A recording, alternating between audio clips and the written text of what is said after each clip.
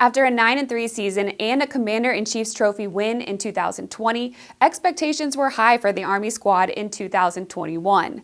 The Black Knights started 4-0, then fought through multiple injuries to their quarterbacks and some tough opponents, finishing with an 8-4 regular season record. Army opened on the road at Georgia State, then faced Western Kentucky, UConn, and Miami of Ohio at Michie Stadium. The Black Knights victorious in all four. Then it was on to Ball State without starting quarterback Christian Anderson, who was out with an injury. I think where there was a misstep, obviously, is the Ball State game, right? You've won 4 in a row. And when you talk to Jeff Monken after that, the week after that game, maybe they thought that Miami of Ohio game just took a lot out of them physically in that game. That Miami, Ohio was a tough physical team. Army fell behind by 3 touchdowns in the first quarter, too much to overcome in the 28-16 loss to the Cardinals. 2 more losses followed, each coming in different ways. A 1-score defeat against Big Ten foe Wisconsin and a shootout versus a Wake Forest squad ranked in the top 20. At 4-3, Army headed to Arlington, Texas for the Commanders Classic against Air Force. A 21-14 overtime thriller, getting Army back on track thanks to a surprise passing attack. Well, certainly the highlight of the season is the Air Force win, right? I mean, to do that in a neutral site, to do that in overtime, that's Air Force is a very, very good team this year. Back at home, the Black Knights cruised to a 63-10 win over Bucknell. On Senior Day, the seniors celebrated a 33-17 victory over UMass. And then the Black Knights surprised Liberty.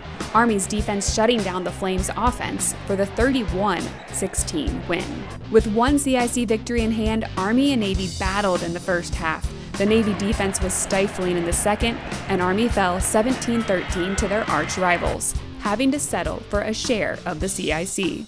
Definitely didn't achieve what they wanted to achieve, right? Because the number one goal of every season is to beat Navy, and or to win the Commander-in-Chief's trophy, which involves beating Navy. And they weren't able to get that done. It's the biggest game of the year. It's just an incredible feeling to be a competitor in that game and to lose that game. I don't know if there's any loss that feels worse. There's a lot of what ifs, right? There's a lot of what ifs in the Army-Navy game. You know, there's a lot of what ifs when you look at these losses. You know, the Wisconsin loss 20-14. I mean, that could have, they really woke up in the fourth quarter, to be honest with you, right? I mean, they were slugging it out with Wisconsin for a while there and finally got the offense kind of moving in the right direction in the fourth quarter.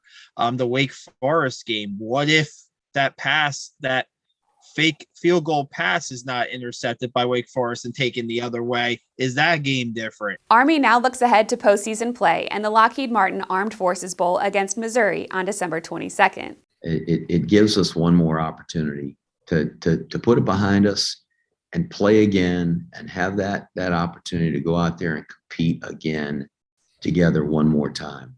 And we're looking forward to that. It's also another opportunity for Army to send the 28 seniors off with the victory.